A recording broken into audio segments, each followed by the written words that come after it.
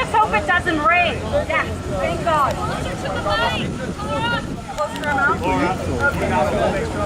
Right up? Okay. How's that? Good? Okay. You know what really gets my knickers in a knot? You know what? The Trudeau said that Canadians have no core identity and stated that Canada is becoming a new kind of country, not defined by our history or European national origin, but by a pan-cultural heritage. The New York Times referred to Trudeau's comments as radical, and I have to agree with that statement. Trudeau, you are lying. You're a liar. The land that we call Canada today started with Europeans, mostly English and French, with a smaller population of Aboriginals, and it remained this way for hundreds of years, with much of our later waves of immigration being mainly from other European countries. In 1971, 97% of immigration, 97% of Canadian population was of European origin. And I therefore feel it's safe to assume that our established culture is indeed predominantly European. As Laura stated, prior to the diverse wave of immigration, Canada's lands were cleared, infrastructure was built, legal and educational systems were put into place. This was done by hard-working European immigrants, and it is a blatant fabrication to proclaim otherwise. As an Italian who migrated to Canada, I find it extremely disrespectful that Trudeau compared us to ISIS. We are builders. Imagine comparing builders to destroyers of not just infrastructure, but life. How did this buffoon become Prime Minister? His hair. By liberal dishonesty and uninformed voters, Mary. It is bigoted and very deceptive of the Liberals to attempt to deny Canadians the right to celebrate our heritage and Canadian culture. They like to focus on the mistakes of our Canadian ancestors, but ignore our great accomplishments and how we have evolved into leaders in areas of human rights. In the meantime, the Liberals shamelessly ignore the human rights atrocities going on around the world today. And instead of addressing the elephant in the room, the Liberals throw fistfuls of our tax dollars at these backwards dictatorships. You Liberals are the epitome of hypocrisy.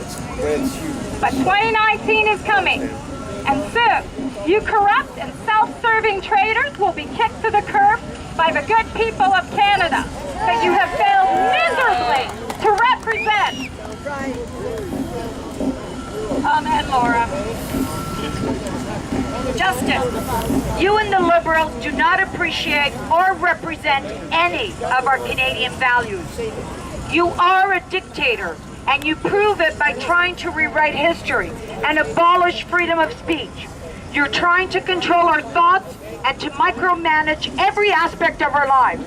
And by God, we're going to fight you tooth and nail.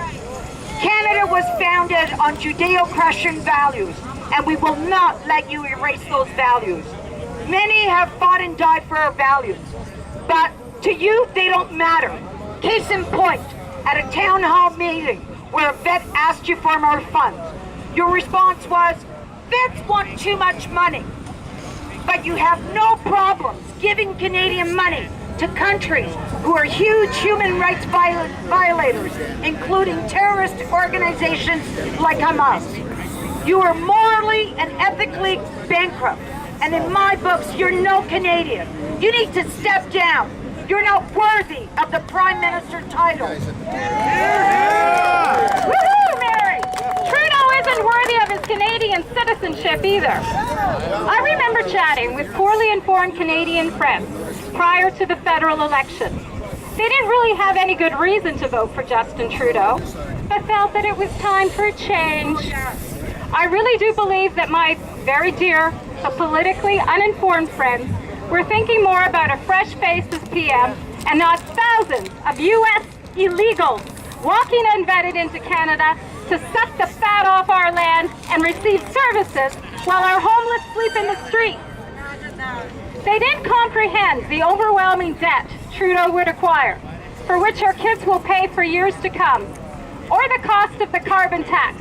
Nor did they realize Trudeau's plan to bring in 1 million refugees over the next 3 years, and to change our laws so that many newcomers will be able to vote for him in the next election. Trudeau did not campaign on any of these policies, nor did he seek public opinion. Imagine refugees who don't speak either of our two official languages, don't know anything about Canada or our political parties, but are being instructed on who to vote for. And in this case, for 2019, it would be for the Grim Reaper himself, Trudeau. How is that for democracy, people? These people cannot vote in our elections. They need to be contributors to our country and know our languages so that they can decide who to vote for. Yes, Mary. Otherwise, refugees are being exploited, and the Liberals are cheating the election process. In 1913, my grandmother would ride her bike to Erie Beach from Chatham as a teenager, sometimes alone. No one worried about her.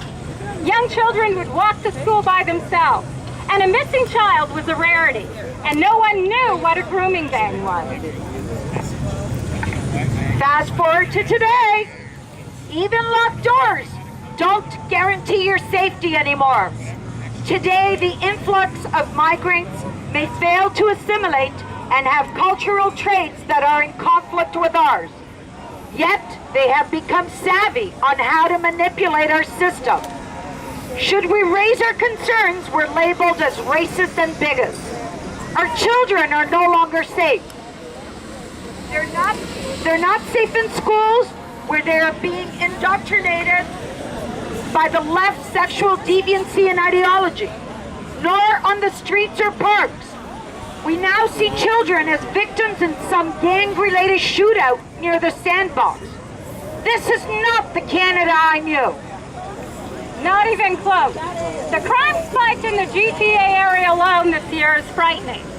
And the details and full identity of those charged are often omitted by mainstream media.